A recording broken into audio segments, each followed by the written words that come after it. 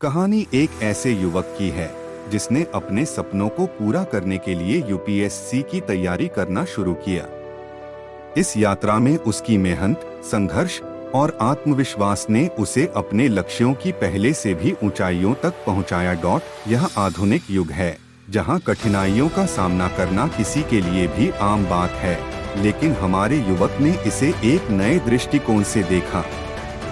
उसने खुद को समर्थन और प्रेरणा से भरा हुआ महसूस किया और उसका संकल्प बन गया कि वह यूपीएससी की परीक्षा पास करेगा। पहले दिन से ही उसका रास्ता अनेक चुनौतियों से भरा हुआ था। उसने अपनी प्रारंभिक तैयारी के लिए सभी संसाधनों का उपयोग किया और एक अच्छे कोच से मिलकर अपने लक्ष्य की दिशा में कदम बढ़ाया।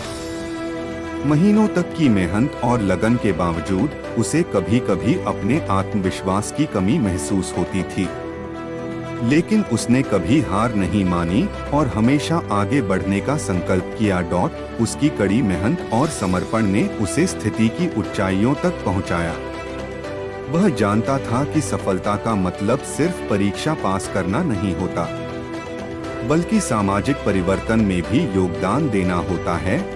उसने अपने आसपास के छात्रों को भी प्रेरित किया और उन्हें भी अच्छे नतीजे हासिल करने के लिए मोटिवेट किया। उसका उदाहरण देखकर अनेक लोग भी यूपीएससी की तैयारी में जुट गए और अपने सपनों की पूर्ति के लिए मेहनत करने लगे।